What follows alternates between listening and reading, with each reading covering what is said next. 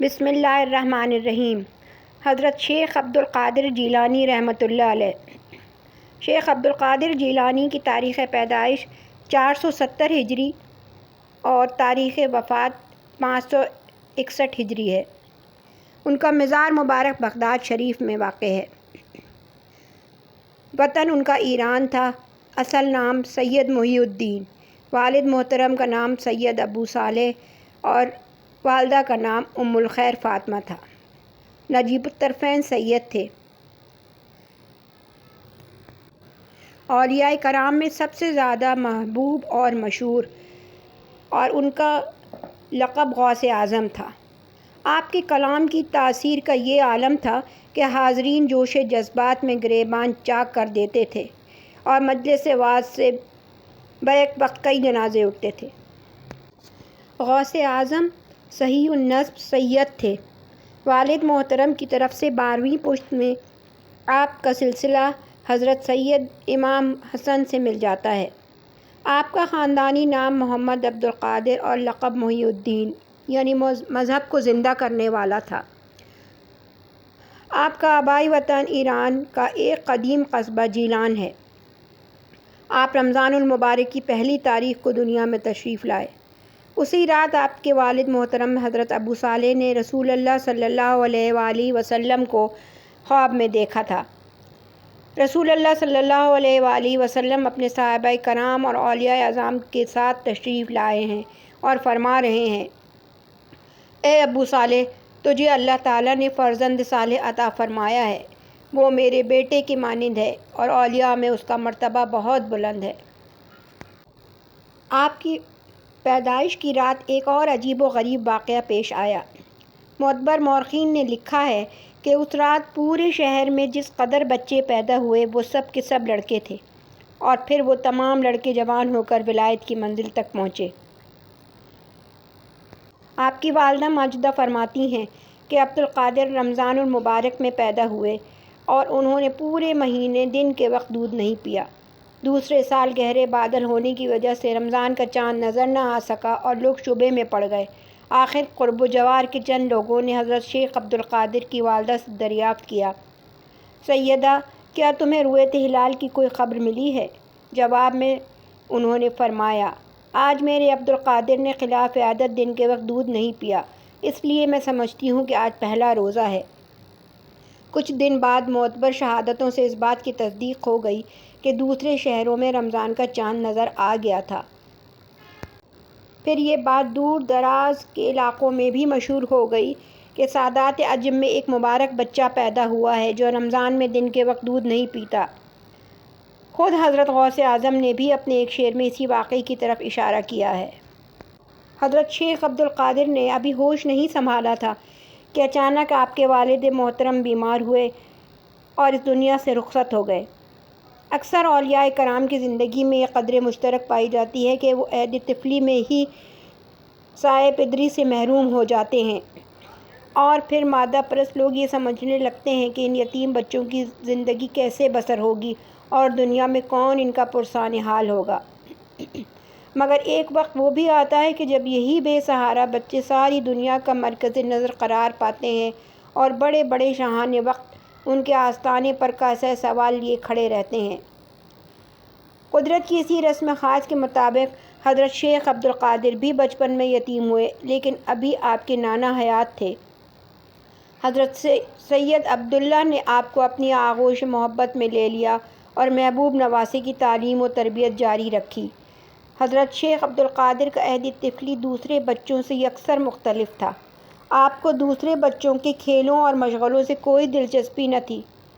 پھر بھی اگر کبھی بشری تقاضوں سے مجبور ہو کر دوسرے بچوں کی طرف متوجہ ہوتے تو ایک غیبی صدا آپ کا تعاقب کرتی: اے بابرکت، میری طرف آ جا۔ یہ آواز سن کر حضرت شیخ عبدالقادر جیلانی خوفزدہ ہو جاتے اور بھاگ کر اپنی والدہ کی آغوش میں چھپ جاتے۔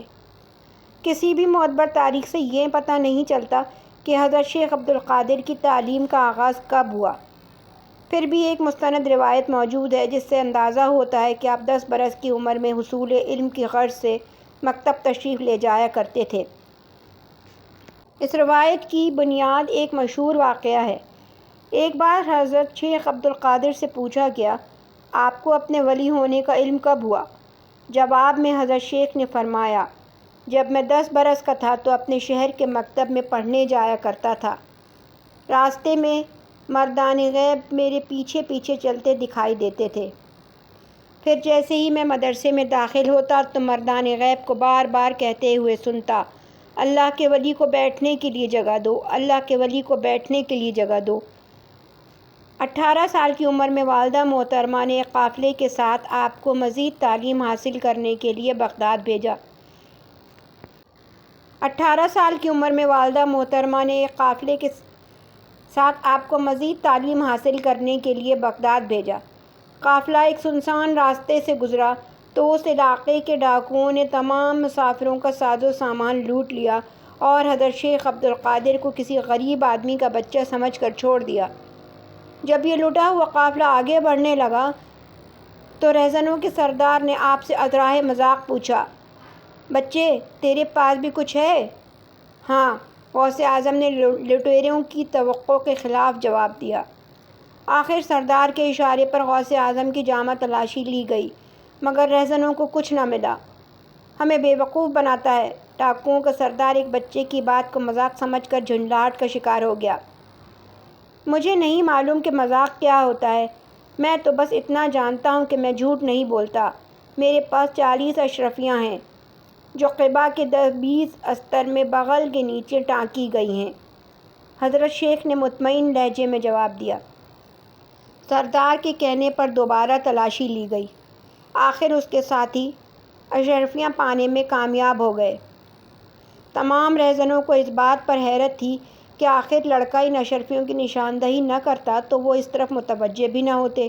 لڑکے کی صاف گوئی پر سردار کو اپنے ساتھیوں سے زیادہ تعجب ہوا تھا، اس لیے وہ شیخ عبد القادر سے یہ سوال کیے بغیر نہ رہ سکا، لڑکے تو جھوٹ بول کر اپنی ان اشرفیوں کو چھپا سکتا تھا، پھر تو نے ایسا کیوں نہیں کیا؟ رخصت کرتے وقت میری والدہ نے مجھ سے عہد لیا تھا کہ اگر جان پر بھی بن آئے تو جھوٹ نہ بولنا، یہی میری والدہ کا حکم تھا، تو اگر تم مجھے قتل بھی کر دیتے تو میں اس حکم کو ٹال نہیں سکتا تھا۔ شیخ عبد القادر نے اس قدر جرأت و بے باکی کے ساتھ فرمایا کہ تمام رہزن دم بخود رہ گئے۔ قزاقوں کے سردار پر سختہ طاری تھا۔ پھر اچانک اس کے ساتھیوں نے اسے روتے ہوئے دیکھا۔ کوئی سوچ بھی نہیں سکتا تھا کہ چند لفظوں کی حرارت سے پتھر بھی پگھل جائے گا۔ عجیب انقلابی لمحات تھے۔ جس شخص کے لیے قتل و غارت ایک کھیل تھا اس کی آنکھیں اشک برسا رہی تھیں۔ سردار یہ آپ کو کیا ہو گیا ہے؟ ساتھی لٹیروں نے پوچھا۔ افسوس، میں ہلاک ہو گیا۔ میں اس لڑکے کو اپنی ماں سے کیے ہوئے عہد کا اس قدر پاس ہے اور میں اپنے اس عہد کو دن میں کئی بار توڑ دیتا ہوں جو میں نے خالق کائنات سے کیا ہے۔ یہ کہہ کر سردار نے لوٹا ہوا تمام مال مسافروں کو واپس کر دیا اور شیخ عبد القادر کے ہاتھوں کو چوم لیا۔ تو عظیم ہے کہ مجھ جیسے پستی میں گرے ہوئے انسان سے ملا۔ تو میرا رہنما ہے کہ تو نے مجھے سچائی کا راستہ دکھایا۔ تو حق کی روشنی ہے کہ اگر آج کی رات تجھ سے ملاقات نہ ہوتی تو میں زندگی بھر گناہوں کے اندھیرے میں بھٹکتا رہتا۔ پھر قزاقوں کے سردار پر ناقابل یقین وحشت طاری ہو گئی اور وہ رات کے سناٹے میں چیختا ہوا کہیں گم ہو گیا۔ اے دنیا، میرا پیچھا چھوڑ دے، میں تجھ پر لعنت بھیجتا ہوں۔ یہ غوث اعظم کی پہلی کرامت تھی جس نے ایک رہزن کی زندگی کا نقشہ بدل دیا تھا۔ حضرت غوث اعظم فطرتاً نہایت رقیق القلب اور فیاض انسان تھے۔ آپ سے لوگوں کی تکلیف دیکھی نہیں جاتی تھی۔ نتیجتاً بغداد پہنچتے پہنچتے آپ نے تمام اشرفیاں ضرورت مندوں پر صرف کر دیں اور خود فاقہ کشی میں مبتلا ہو گئے۔ حضرت شیخ عبد القادر جیلانی فرماتے ہیں کہ میں اپنی طالب علمی کے زمانے میں اساتذہ سے سبق لے کر جنگل کی طرف نکل جایا کرتا تھا۔ پھر بیابانوں اور خرابوں میں دن ہو یا رات، آندھی ہو یا موسلا دھار بارش، گرمی ہو یا سردی اپنا مطالعہ جاری رکھتا۔ اس وقت میں اپنے سر پر ایک چھوٹا سا عمامہ باندھتا اور معمولی کپڑے کا جبہ پہنتا تھا۔ کئی دن فاقے سے گزر جاتے تھے۔ پھر دریائے دجلہ کے کنارے اگنے والی ترکاریوں کو کھا کر شکم کی آگ سرد کرتا۔ کبھی کبھی یہ بھی ہاتھ نہ آتی کیونکہ بھوک کے مارے ہوئے دوسرے فقراء بھی ادھر کا رخ کر لیا کرتے تھے۔ ایسے مواقع پر مجھے شرم آتی کہ میں درویشوں کی حق تلفی کروں، مجبوراً وہاں سے چلا جاتا اور اپنا مطالعہ جاری رکھتا۔ پھر نیند آتی تو خالی پیٹ ہی کنکریوں سے بھری ہوئی زمین پر سو جاتا۔ حضرت غوث اعظم اپنے اسی زمانہ طالب علمی کے بارے میں فرماتے ہیں، میں زمانے کی جن سختیوں سے دوچار ہوا، انہیں برداشت کرتے کرتے پہاڑ بھی پھٹ جاتا۔ یہ تو اس ذات بے نیاز کا کام ہے کہ میں بعافیت ان خارزاروں سے گزر گیا۔ حضرت شیخ عبد القادر جیلانی نے ذی الحجہ 1496 ہجری میں علم قرات، علم تفسیر، علم حدیث، علم فقہ، علم کلام، علم نعت، علم ادب، علم نحو، علم عروض، علم مناظرہ، علم تاریخ اور علم انصاب کی تکمیل کی۔ اس وقت آپ کی عمر 26 سال تھی۔ یہ بھی حضرت غوث اعظم کی ایک زندہ کرامت ہے، اگر لوگ اسے سمجھیں تو۔ پھر جب آپ نے فتویٰ دینا شروع کیا تو علماء ظاہر کی صفوں میں ہلچل سی مچ گئی۔ 26 سالہ نوجوان بھلا علم شریعت کی گہرائیوں کو سمجھ سکتا ہے کیا؟ وہ کبھی نہیں سمجھ سکتا، ایک دنیا دار بوڑھے عالم نے کہا۔ انہیں حضرت شیخ عبد القادر کی نوجوانی سے شکایت تھی، وہ علم کو عمر کی زیادتی سے مشروط کرنا چاہتے تھے۔ پھر ان دنیا دار علماء نے حضرت غوث اعظم کے خلاف ایک محاذ بنا لیا۔ شرعی مسائل کا حل پیش کرنا کار طفلہ نہیں ہے۔ عبد القادر نے فتویٰ دینے کا اجازت نامہ کس سے حاصل کیا ہے؟ جب عقیدت مندوں نے حضرت غوث اعظم سے یہ سوال کیا تو آپ نے فرمایا، میرے اساتذہ میرے علم سے مطمئن ہیں اور ان کا اطمینان ہی میرا اجازت نامہ ہے۔ حضرت شیخ عبد القادر جیلانی کے تمام اساتذہ درویش اور گوشہ نشین تھے، انہیں دربار خلافت میں تقرب حاصل نہیں ہوا تھا، اس لیے دنیا دار علماء ان فقراء کی علمی حیثیت کو تسلیم نہیں کرتے تھے۔ پھر نہایت زور و شور سے حضرت شیخ عبد القادر جیلانی کے خلاف ایک مہم چلائی گئی۔ یہ نوجوان اس وقت تک فتویٰ دینے کا اہل نہیں جب تک وہ بغداد کے نامور علماء سے اجازت نامہ حاصل نہ کر لے۔ اجازت نامہ حاصل کرنے کی ایک ہی شرط تھی کہ حضرت شیخ عبد القادر ان علماء کے سامنے پیش ہو کر امتحان کے مرحلے سے گزرے۔ حضرت غوث اعظم پہلے ہی ویرانوں اور جنگلوں میں رہنا پسند کرتے تھے۔ علماء ظاہری کا یہ انداز دیکھا تو آپ کا دل مزید اچاٹ ہو گیا۔ آپ بغداد چھوڑ کر دوبارہ انہی بیابانوں میں واپس چلے جانا چاہتے تھے، مگر بعض عقیدت مندوں نے عرض کیا، لوگ آپ کے اس طرز عمل کو بہانہ بنا لیں گے، مجھے اللہ کے راستے میں کسی کی پرواہ نہیں ہے۔ حضرت شیخ عبد القادر جیلانی نے فرمایا، اہل دنیا جو چاہیں کریں۔ عقیدت مندوں کا اصرار بڑھتا ہی گیا۔ آخر غوث اعظم علماء بغداد کے سامنے ایک طالب علم کی حیثیت سے حاضر ہوئے اور امتحان کے مرحلے سے گزرنے کے لیے بھی تیار ہو گئے۔ علماء ظاہری مسرور و مطمئن تھے کہ ایک نوجوان نے ان کے جلال و جبروت کے سامنے سر جھکا دیا تھا، اور حضرت غوث اعظم کے عقیدت مند پریشان، مضطرب کہ کہیں انہیں علماء بغداد کے سامنے خفت و شرمندگی کا سامنا نہ کرنا پڑے۔ آخر امتحان کی ساعت آ پہنچی۔ تمام علماء بغداد جنہیں حضرت شیخ عبد القادر کے فتویٰ دینے پر اعتراض تھا، ایک بڑی عمارت میں جمع ہوئے۔ بہترین لباس زیب تن کیے ہوئے، سروں پر عمامہ سجائے، پیشانیوں پر نمود و نمائش کی لکیریں اور آنکھوں میں علم و آگہی کا خمار۔ حضرت شیخ عبد القادر جیلانی ایک معمولی کپڑے کا جبہ پہنے کمرے میں داخل ہوئے، بلند آواز میں حاضرین کو سلام کیا اور نظریں جھکائے اپنی نشست پر بیٹھ گئے۔ حضرت غوث اعظم کی یہ نشست عین علماء بغداد کے سامنے تھی۔ دنیا دار علماء نے بہت غور سے حضرت شیخ عبد القادر کی شخصیت کا جائزہ لیا، پھر انہیں یقین آ گیا کہ یہ نوجوان علم کے سمندر کی گہرائیوں سے واقف نہیں ہو سکتا۔ کچھ دیر تک مجلس پر گہرا سکوت طاری رہا، پھر حضرت شیخ عبد القادر جیلانی نے جھکی ہوئی نظریں اٹھائیں اور بہت نرم لہجے میں فرمایا، حضرات، میں اس قابل تو نہیں کہ کسی امتحان سے گزر سکوں، مگر جب رسم دنیا یہی ٹھہری ہے تو پھر بسم اللہ۔ یہ کہہ کر حضرت غوث اعظم نے امتحان لینے والے علماء کو بہت غور سے دیکھا۔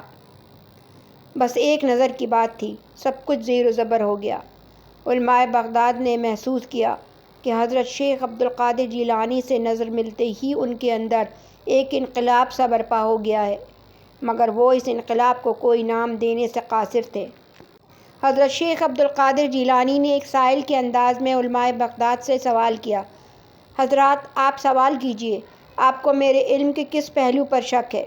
اس کا اظہار فرمائیے۔ عالم الغیب چاہے گا تو آپ کے سارے شکوک و شبہات دور فرما دے گا کہ ہر حال میں وہی اپنے بندوں کا مشکل کشا اور کارساز ہے۔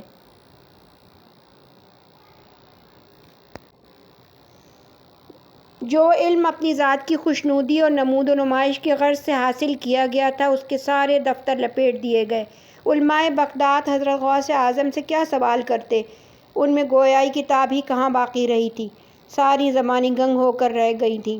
امتحان کیا لیتے کہ خود ان کے دماغ تاریک ویرانوں میں تبدیل ہو گئے اور ان ویرانوں میں بے خبری کی خاک اڑ رہی تھی۔ علماء بغداد کو اندازہ ہی نہیں تھا کہ ان کی متاع علم اس طرح لٹ جائے گی اور وہ کسی مفلس و نادار کی مانند خالی ہاتھ کھڑے رہ جائیں گے۔ بس ایک نظر کا کھیل تھا، ساری عمر کا سرمایہ برباد ہو کر رہ گیا۔ علماء بغداد محسوس کر رہے تھے کہ کسی نادیدہ ہستی نے چند دموں میں ان کا تمام علم سلب کر لیا ہے۔ اسی کیفیت کو حضرت امیر خسرو نے اپنے ایک مصرعے میں بیان کیا ہے: وہ تیری ایک نظر کیا تھی کہ جس نے میرے ماتھے سے بت پرستی کی تمام نشانیاں مٹا ڈالیں۔ یہ اس مشہور زمانہ منقبت کا مصرعہ ہے جو حضرت امیر خسرو نے اپنے پیر و مرشد محبوب الہی حضرت نظام الدین اولیاء کی شان میں کہی تھی۔ اس مصرعے میں اہل ایمان کی روحانی طاقت کا ذکر کیا گیا ہے۔ نگاہ مرد مومن سے بدل جاتی ہیں تقدیریں۔ صلی اللہ علیہ وآلہ وسلم کی حدیث مبارکہ ہے: مومن کی فراست سے ڈرو کہ وہ اللہ کے نور سے دیکھتا ہے۔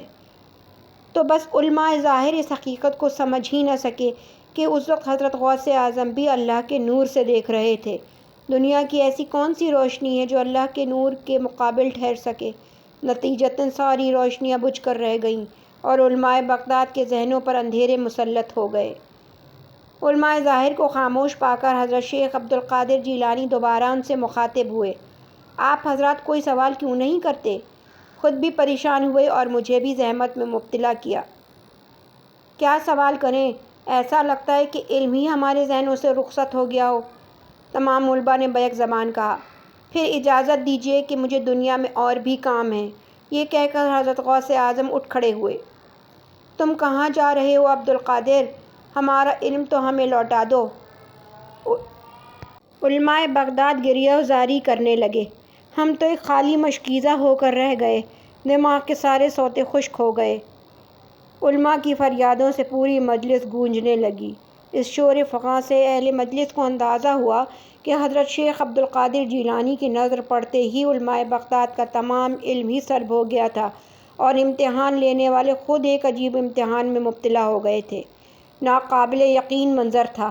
اساتذہ خود ایک طالب علم سے بخشش و عطا کا سوال کر رہے تھے۔ حضرت غوث اعظم نے فرمایا: میں شمشیر برہنہ اور چڑھی ہوئی کمان ہوں، میرا تیر نشانے پر لگنے والا ہے، میرا نیزہ بے خطا اور میرا گھوڑا بے زین ہے۔ میں عشق خداوندی کی آگ میں ہوں، حال و احوال کا سلب کرنے والا، دریائے بے کناں اور رہنمائے وقت۔ حضرت شیخ عبد القادر جیلانی جذب کے عالم میں فرما رہے تھے: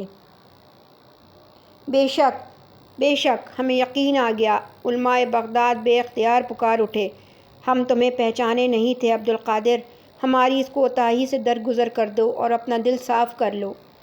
اس ذات پاک نے عبد القادر کے دل و دماغ کی ساری کدورتیں دور کر دی ہیں۔ وہ اپنے سینے میں دشمنوں کے لیے بھی شکایتوں کا غبار نہیں رکھتا۔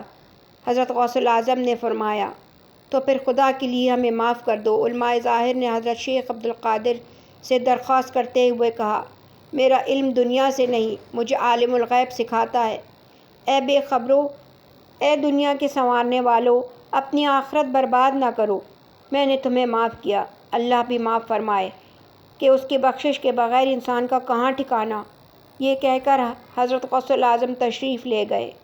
آپ کے جاتے ہی علماء بغداد کے سوئے ہوئے ذہن بیدار ہو گئے اور دماغ کی تاریک راہ گزر پر دوبارہ روشنی پھیل گئی۔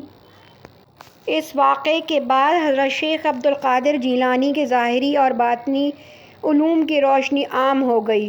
مختلف علماء سرنگوں ہو گئے اور دشمن قدم بوسی کے لیے حاضر ہونے لگے۔ مگر حضرت غوث اعظم کی دنیا سے بے رغبتی پھر لوٹ آئی اور آپ شہر کی آباد محفلیں چھوڑ کر ویرانوں کی طرف نکل گئے۔ شیخ ابو سعود احمد کا بیان ہے کہ ایک بار حضرت شیخ عبد القادر جیلانی نے فرمایا، میں 25 سال تک تنہا عراق کے بیابانوں ویرانوں میں پھرتا رہا۔ یہ وہ زمانہ تھا کہ نہ لوگ مجھے پہچانتے تھے اور نہ میں لوگوں کو پہچانتا تھا، تاہم اس وقت میرے پاس رجال الغیب اور جن آیا کرتے تھے۔ میں ان دونوں جماعتوں کو علم الطریقت سکھایا کرتا تھا۔ حضرت شیخ عبد القادر جیلانی فرماتے ہیں کہ جب میں پہلے عراق میں داخل ہوا تو حضرت خضر علیہ السلام نے میرا ساتھ دیا، مگر میں انہیں پہچان نہیں سکتا تھا۔ میں نے ان سے بہت پوچھا کہ وہ کون بزرگ ہیں، مگر وہ اپنا تعارف کرانے سے انکار ہی کرتے رہے۔ آخر اس شرط پر راضی ہوئے کہ میں کسی بات میں ان کی مخالفت نہیں کروں گا۔ میں نے اقرار کر لیا، پھر یہ کہہ کر چلے گئے کہ ایک دن تمہیں خود بخود پتہ چل جائے گا کہ میں کون ہوں۔ 3 سال بعد مجھے ان کا خیال آیا تو دل نے کہا کہ وہ حضرت خضر تھے۔ اس عرصے میں دنیا اور اس کی خواہشات مختلف اشکال میں مجھ پر ظاہر ہوتی رہیں، مگر اللہ تعالیٰ مجھے ان کی طرف مائل ہونے سے بچا لیتا تھا۔ شیاطین نئی نئی صورتیں اختیار کر کے میرے پاس آتے اور مجھ سے لڑتے، مگر خداوند ذوالجلال مجھے ان پر غالب رکھتا۔ میرا نفس مجسم ہو کر اپنی تسکین کے لیے کبھی مجھ سے عاجزی کرتا اور کبھی جنگ پر آمادہ ہوتا، لیکن قادر مطلق نے مجھے اس پر بھی غلبہ عطا کیا۔ میں اپنے نفس کو طرح طرح کی ریاضتوں اور مشقتوں میں ڈالتا رہا۔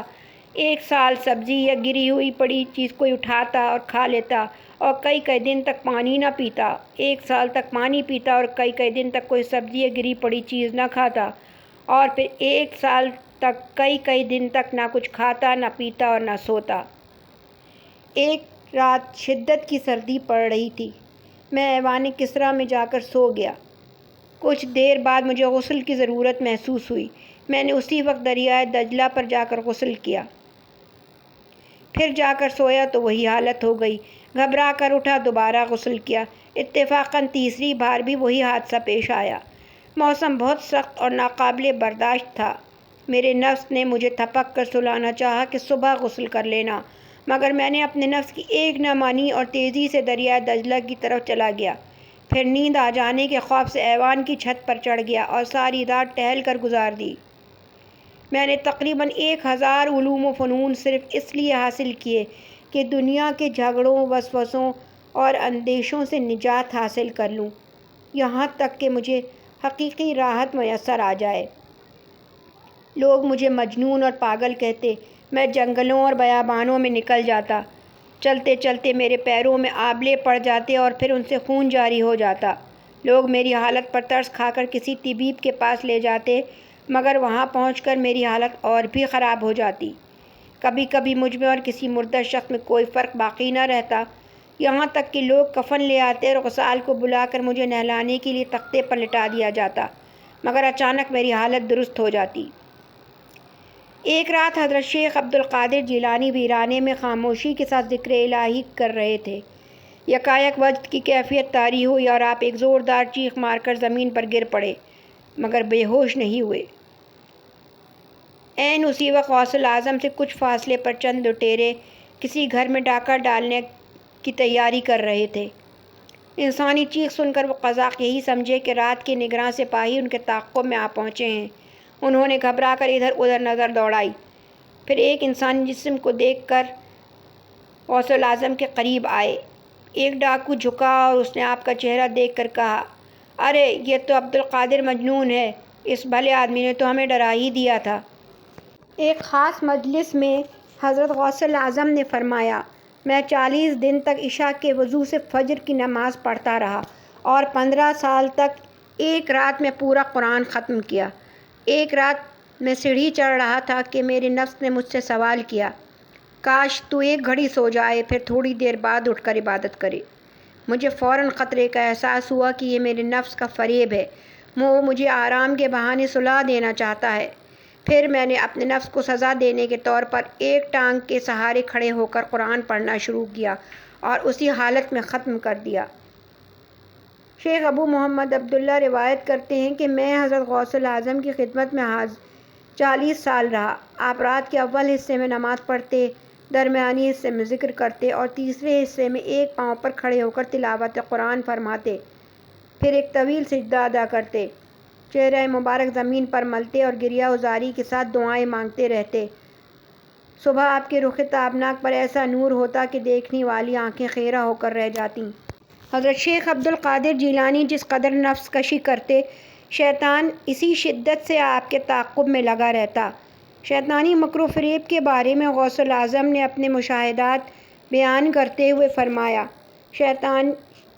شیاطین ہیبتناک صورتوں میں مسلح ہو کر قطار در قطار میرے سامنے آتے اور مجھ پر آگ پھینکتے۔ میں اپنے خدا کی پناہ مانگتا اور پھر تائید غیبی سے وہ آگ بجھ جاتی۔ ایک بار ایک نہایت بدصورت شخص میرے پاس آیا۔ اس کے جسم سے بدبو آ رہی تھی۔ میں نے اسے بندہ خدا سمجھ کر اپنی ناپسندیدگی کا اظہار نہیں کیا، ورنہ اس کا وجود میرے لیے ناقابل برداشت تھا۔ عبد القادر، معرفت کے شہنشاہ ہوتے ہوئے تم اس ویرانے میں بھٹک رہے ہو۔ اس کریہ المنظر شخص نے مجھے مخاطب کرتے ہوئے فرمایا، تم مجھے کیسے پہچانتے ہو؟ مجھے حیرت تھی کہ اس ویرانے میں شناسہ کہاں سے آ گیا۔ مجھ سے زیادہ تمہیں کون پہچانے گا؟ وہ بدصورت شخص بڑے مکروہ انداز میں ہنسا۔ میں ابلیس ہوں اور تمہیں مبارکباد دینے آیا ہوں۔ میں اس کے طرز تخاطب پر سنبھل گیا۔ وہ مجھے اسیر کرنے کے لیے مکر و فریب کا نیا جال لے کر آیا تھا۔ کیسی مبارکباد؟ مجھے اور میرے گروہ کو تم نے اپنی پرہیزگاری سے عاجز کر دیا ہے، اس لیے میں اپنی شکست تسلیم کرتا ہوں۔ کچھ دن تمہاری خدمت میں رہنا چاہتا ہوں۔ یہاں سے دور ہو جا بدنصیب، تجھے میری پرہیزگاری نے نہیں، خدا کی قدرت نے عاجز کیا ہے۔ میرا اتنا کہنا تھا کہ ایک غیبی ہاتھ نے اس کے سر پر ایک کاری ضرب لگائی اور وہ زمین میں دھنس گیا۔ پھر وہی شیطان میرے پاس آیا اور آگ کے شعلوں سے میرے ساتھ جنگ کرنے لگا۔ اس کے حملے بہت خطرناک تھے۔ میں نے گھبرا کر اپنے اللہ کو پکارا۔ یکایک اس ویرانے میں ایک شہسوار نمودار ہوا۔ اس نے تلوار میری طرف بڑھائی، جسے دیکھتے ہی شیطان بھاگ کھڑا ہوا۔ تیسری بار پھر وہی نظر آیا، مگر اس وقت وہ مجھ سے دور بیٹھا گریہ ازاری میں مشغول تھا اور اپنے سر پر خاک ڈال رہا تھا۔ عبد القادر، اب میں تجھ سے بالکل مایوس ہو چکا ہوں۔ میں نے فوراً کہا، ملعون، یہاں سے چلا جا، میں تجھ سے ہمیشہ ڈرتا رہتا ہوں۔ پھر اس نے میرے گرد بہت سے جال بچھا دیے۔ یہ کیا ہے؟ میں نے اس سے پوچھا۔ یہ وسوسوں اور اندیشوں کے جال ہیں جن کے ذریعے میں تم جیسے لوگوں کو شکار کرتا ہوں۔ میں نے 1 سال تک شیطان کے بچھائے ہوئے ان جالوں پر توجہ کی، پھر ایک دن وہ آیا کہ خدا کے فضل و کرم سے وہ سب کے سب ٹوٹ گئے۔ اس کے بعد مجھ پر میرا نفس ظاہر کیا گیا۔ میں نے دیکھا کہ ابھی اس کے امراض باقی ہیں اور اس کی خواہشات زندہ ہیں اور اس کا شیطان سرکش ہے۔ میں نے سال بھر تک اس کی طرف توجہ نہ کی۔ آخر نفس کی تمام بیماریاں جڑ سے جاتی رہیں، اس کی خواہشات مردہ ہو گئیں، اس کا شیطان مسلمان ہو گیا اور سارے کام اللہ کے لیے ہو گئے۔ میں اپنی ہستی سے جدا ہو گیا، مگر پھر بھی اپنے مقصد کو نہ پہنچا۔ پھر میں توکل کے دروازے پر آیا، مگر یہاں بہت بڑا ہجوم تھا۔ میں اس ہجوم کو چیر کر نکل گیا۔ پھر میں شکر کے دروازے پر آیا، یہاں بھی بہت بڑا ہجوم تھا، مگر میں تیزی سے گزرتا ہوا اندر چلا گیا۔ پھر میں مشاہدے کے دروازے پر آیا، یہاں بھی وہی ہجوم تھا۔ بڑی کشاکش کے بعد اندر داخل ہوا اور آخر میں فکر کے دروازے پر آیا تو اسے خالی پایا۔ میں اس میں بڑی آسانی کے ساتھ داخل ہو گیا۔ پھر جب اندر پہنچا تو وہاں وہ ساری چیزیں موجود تھیں جنہیں میں ترک کر چکا تھا۔ یہاں مجھے ایک بہت بڑے خزانے کی فتوحات میسر آئیں۔ روحانی عزت، حقیقی غنا اور سچی آزادی ملی۔ یہاں آ کر میں نے اپنی زیست کو مٹا دیا، اپنے اوصاف کو چھوڑ دیا، جس سے میری ہستی میں ایک دوسری حالت پیدا ہو گئی۔ حضرت عبد القادر جیلانی کی زندگی ایسے بے شمار واقعات سے بھری پڑی ہے۔ ایسا ہی ایک اور چھوٹا سا واقعہ ہے جب شیطان نے ان کو اس طرح بہکانے کی کوشش کی۔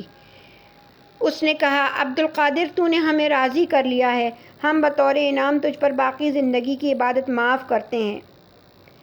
جب حضرت غوث الاعظم یہ واقعہ بیان فرما چکے تو آپ کے صاحبزادے حضرت شیخ نے عرض کیا، آپ کو یہ کس طرح معلوم ہوا کہ وہ شیطان ہے جو نور کے پردے میں آپ سے ہم کلام ہے؟ حضرت شیخ عبد القادر جیلانی نے فرمایا، صرف اس قول سے کہ حرام چیزیں بھی حلال کر دی گئی ہیں۔ کیونکہ اللہ تعالیٰ کبھی کسی کو حرام کاموں اور فحش باتوں کا حکم نہیں دیتا۔ جب اللہ نے اپنے بڑے سے بڑے رسول پر عبادت معاف نہیں کی تو پھر عبد القادر کی کیا حیثیت؟ بس اسی بات سے میں نے پہچانا کہ وہ شیطان کے سوا کوئی اور نہیں ہو سکتا۔ آخر شدید ریاضتوں اور طویل مجاہدوں کے بعد حضرت شیخ عبد القادر جیلانی حضرت ابو سعید مبارک مخرمی رحمۃ اللہ علیہ کی خدمت میں حاضر ہوئے۔ قاضی ابو سعید مبارک حضرت امام احمد بن حنبل کے مکتب فکر سے تعلق رکھتے تھے۔ غوث اعظم کو دیکھ کر حضرت قاضی ابو سعید مبارک نے فرمایا، بس اے جان بے قرار، اب گوشہ نشین ہو جا۔ شیخ، یہ دل مضطرب کسی ایک جگہ بیٹھنے ہی نہیں دیتا۔ حضرت عبد القادر جیلانی نے عرض کیا، جب تیرا دل ہی قرار نہیں پکڑے گا تو پھر مخلوق خدا تجھ سے کس طرح فیض یاب ہو سکے گی؟ حضرت قاضی ابو سعید نے فرمایا، شیخ میں نجات چاہتا ہوں۔ حضرت عبد القادر جیلانی نے دوبارہ عرض کیا، اللہ نے تجھے تو نجات بخش دی، اب ان شکستہ حالوں کا خیال کر جو نجات کی تلاش میں در در بھٹک رہے ہیں۔ قاضی ابو سعید نے فرمایا، پھر وہ نیک ساعت آ پہنچی جب حضرت عبد القادر جیلانی حضرت قاضی ابو سعید کے دست مبارک پر بیعت ہو گئے۔ رسم بیعت ادا ہونے کے بعد پیر و مرشد نے حضرت شیخ عبد القادر جیلانی کو اپنے ہاتھ سے کھانا کھلایا۔ ریاضتوں اور مجاہدے کے دوران مجھ پر عجیب عجیب اسرار منکشف ہوئے۔ حضرت غوث الاعظم اپنی اس کیفیت کو بیان کرتے ہوئے فرماتے ہیں، جب حضرت قاضی ابو سعید مبارک نے حضرت شیخ عبد القادر جیلانی کو وہ خرقہ ولایت عطا فرمایا تھا، پھر جب وہ خرقہ ولایت انہوں نے پہنا تو دل و نظر کی دنیا ہی بدل گئی۔ اس قدر تجلیات الہی کا ظہور ہوا کہ ان کا شمار ممکن نہیں۔ آپ کی ایک کرامت یہ بھی ہے کہ آپ کے وعظ کی محفلوں میں حاضرین کی تعداد 70,000 تک پہنچ جایا کرتی تھی۔ اس وقت لاؤڈ اسپیکر جیسا برقی آلہ ایجاد نہیں ہوا تھا کہ جس کے ذریعے بیک وقت لاکھوں انسان کسی کی تقریر سن سکتے۔ معتقدین اور مریدین ایسے مواقع پر سوچا کرتے تھے کہ انسانوں کی اتنی بڑی تعداد حضرت شیخ کی تقریر سے کس طرح مستفید ہو سکے گی، مگر حضرت شیخ عبد القادر جیلانی کی مجلس وعظ میں نزدیک اور دور بیٹھنے والا ہر شخص بغیر کسی آلے کی مدد کے آپ کی تقریر اس طرح سن لیتا تھا جیسے حضرت شیخ صرف اسی سے مخاطب ہوں۔ یہ آپ کی ایک بہت بڑی کرامت ہے، اور ایسی یہ اس سے ملتی جلتی مختلف اقسام کی بے شمار کرامتیں آپ سے منسوب ہیں، جس پر ایک نہیں ہزاروں گواہیاں تاریخ کے اوراق میں محفوظ ہیں۔ شاید حضرت شیخ عبد القادر جیلانی پھر کسی بیاباں کا رخ کرتے، کیونکہ اس دور کے مسلمان حکمران اور دنیا دار لوگوں کی طرف سے پریشانیوں کے مسلسل پے در پے وار کی وجہ سے وہ بہت زیادہ پریشان ہو کر رہ گئے تھے۔ مگر اسی دوران ایک ایسا واقعہ پیش آیا جس نے آپ کے بڑھتے ہوئے قدموں کو روک دیا اور گوشہ نشینی کی خواہش کو یکسر بدل ڈالا۔ ایک رات آپ نے صلی اللہ علیہ وآلہ وسلم کو خواب میں دیکھا۔ رسول اللہ صلی اللہ علیہ وآلہ وسلم فرما رہے تھے، فرزند تم بات کیوں نہیں کرتے، یعنی واعظ کیوں نہیں کہتے؟ حضرت شیخ عبد القادر جیلانی نے فرمایا، آقا میں اجمی ہوں، فصحائے عرب کے سامنے کس طرح زبان کھول سکتا ہوں؟ رسول اللہ صلی اللہ علیہ وآلہ وسلم نے فرمایا، اچھا اپنا منہ کھولو۔ آپ نے آقا کے حکم پر عمل کیا۔ رسول اللہ صلی اللہ علیہ وآلہ وسلم نے 7 بار یہ آیت پڑھ کر آپ کے حلق پر دم فرمائی، بلا پروردگار کے راستے کی طرف حکمت اور اچھی نصیحت کے ساتھ۔ دوسری روایت اس طرح ہے کہ جب حضرت شیخ عبد القادر جیلانی نے اپنے اجمی ہونے کے سبب اپنی معذوری کا اظہار کیا تو رسول اللہ صلی اللہ علیہ وآلہ وسلم نے 7 بار اپنا لعاب دہن آپ کے منہ میں ڈالا اور پھر فرمایا، جاؤ عبد القادر، اب مخلوق خدا کو نصیحت کرو۔ جب سلسلہ خواب ختم ہوا تو حضرت شیخ عبد القادر نے محسوس کیا کہ دشت نوردی اور گوشہ نشینی کا جذبہ آپ کے دل سے رخصت ہو چکا ہے۔ یہ اسی کا اثر تھا کہ حضرت شیخ عبد القادر جیلانی اپنی پر اثر تقریروں سے صرف انسانوں ہی کو نہیں، آتشی مخلوق یعنی جنات کو بھی مسخر کر لیا کرتے تھے۔ اور ظاہر ہے آخر ایسا کیوں نہ ہوتا کہ جس شخص کو بارگاہ رسالت سے واعظ کا حکم دیا گیا ہو، اس کی زبان میں ایسی ہی تاثیر ہونی چاہیے تھی کہ جنات بھی اپنا راستہ تبدیل کر لیتے اور اس کی بارگاہ جلال میں صف بستہ کھڑے رہتے۔ آپ کی تقاریر کے دوران حاضرین کی یہ حالت ہوتی تھی کہ جیسے روحیں پرواز کر چکی ہوں اور بے جان جسم مجلس واعظ میں موجود ہوں۔ کبھی کبھی سانسوں کی آوازیں سنائی دیتیں جن سے اندازہ ہوتا کہ سامعین زندہ ہیں، ورنہ ہر طرف صرف ایک ہی آواز گونجتی رہتی، حضرت شیخ کی پرجلال اور باجبروت آواز۔ تمام مورخین اور تذکرہ نویس اس بات پر متفق ہیں کہ حضرت شیخ عبد القادر جیلانی اپنے گھر کا ضروری سامان خریدنے تک کے لیے بنفس نفیس خود بازار تشریف لے جایا کرتے۔ جب سفر میں ہوتے تو منزل پر پہنچ کر اپنے ہاتھ سے آٹا گوندھتے، روٹیاں پکاتے اور اپنے ساتھیوں میں تقسیم فرماتے۔ خدام یہ صورتحال دیکھ کر عرض کرتے، حضور یہ سارے کام ہم کر لیں گے، آپ کیوں زحمت فرماتے ہیں؟ جواب میں آپ فرماتے، اگر میں یہ کام کر لوں تو کیا حرج ہے؟ جب آپ کی زوجہ محترمہ علیل ہوتیں تو خانہ داری سے متعلق سارے امور خود ہی انجام دیتے، گھر صاف کرتے، روٹی پکاتے اور بچوں کو اپنے ہاتھ سے کھانا کھلاتے۔ اور کبھی یوں بھی ہوتا کہ آپ کنویں سے پانی بھر لاتے اور کسی کا تعاون قبول نہ فرماتے۔ ایک بار ایک بڑا عجیب واقعہ پیش آیا۔ حضرت شیخ محی الدین عبد القادر جیلانی کسی کام سے تشریف لے جا رہے تھے۔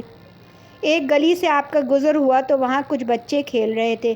ایک بچے نے حضرت شیخ کو دیکھ کر کہا، مجھے بازار سے مٹھائی لا دیجیے۔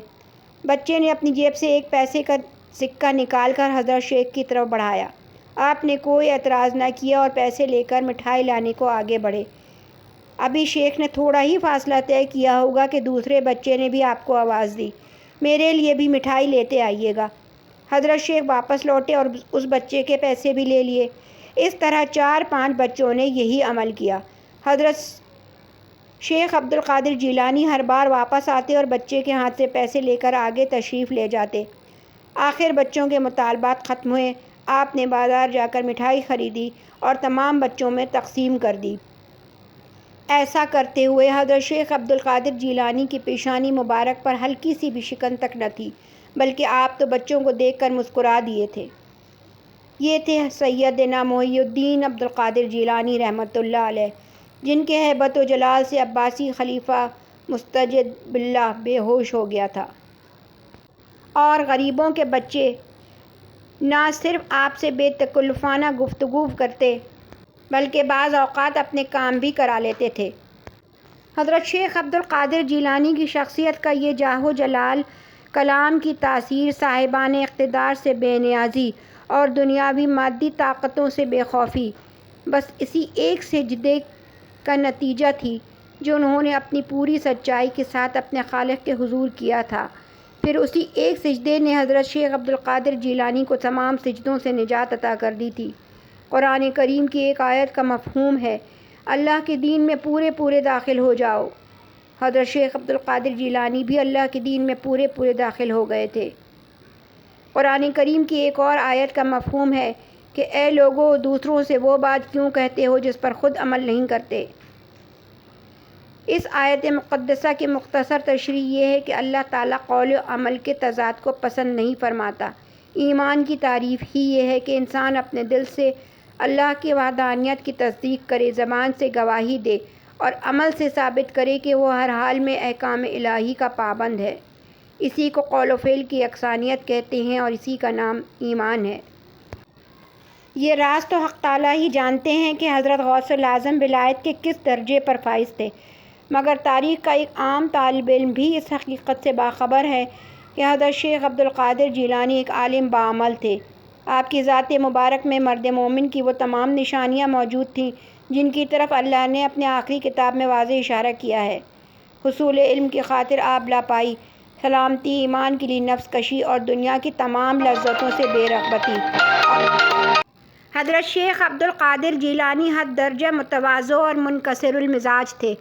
ہمیشہ غریبوں اور مسکینوں کے پاس بیٹھتے، فقراء کا اس قدر احترام کرتے کہ ان کے کپڑے تک صاف کر دیتے، لیکن اس کے برعکس اراکین سلطنت، معززین وقت اور دولت مندوں کی تعظیم میں کھڑے نہ ہوتے۔ اگر کبھی خلیفہ وقت حاضر خدمت ہوتا تو آپ قصداً دولت خانے میں چلے جاتے، پھر خلیفہ بیٹھ جاتا تو مجلس میں تشریف لاتے تاکہ آپ کو سربراہ مملکت کے احترام میں کھڑا نہ ہونا پڑے۔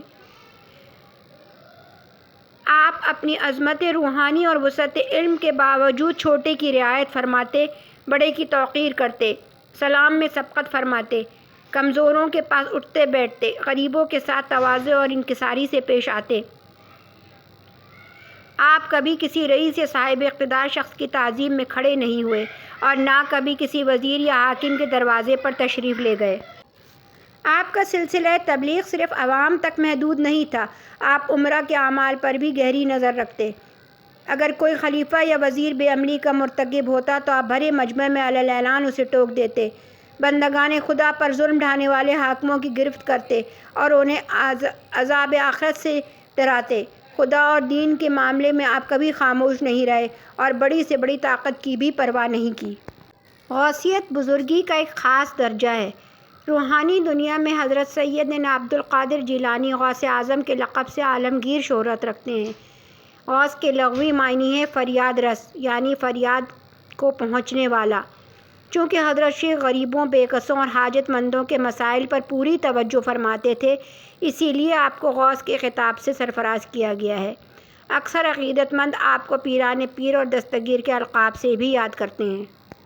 حضرت شیخ عبد القادر جیلانی جسمانی اعتبار سے نازک اور کمزور تھے۔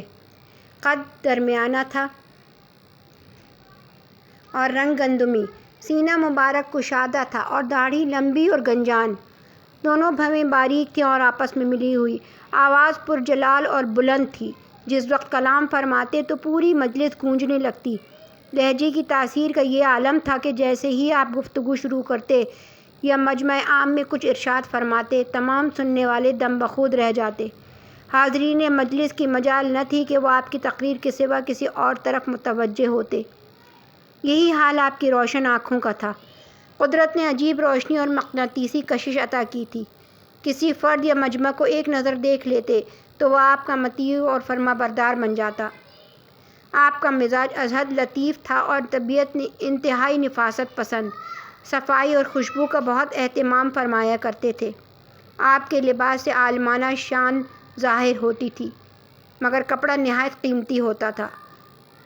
واضح رہے کہ سیدنا عبد القادر جیلانی کے لباس میں ریشم شامل نہیں ہوتی تھی، کیونکہ مذہب اسلام میں ایک مرد کے لیے ریشم کا استعمال ناجائز ہے۔ شیخ علی بن ابی نصر فرماتے ہیں کہ میں نے اپنے زمانے میں حضرت غوث اعظم سے بڑھ کر کسی بزرگ کو صاحب کرامت نہیں پایا۔ کوئی بھی شخص جس وقت آپ کی کرامت کو دیکھنا چاہتا دیکھ لیتا۔ کرامت کبھی آپ سے ظاہر ہوتی تھی اور کبھی آپ میں ظاہر ہوتی۔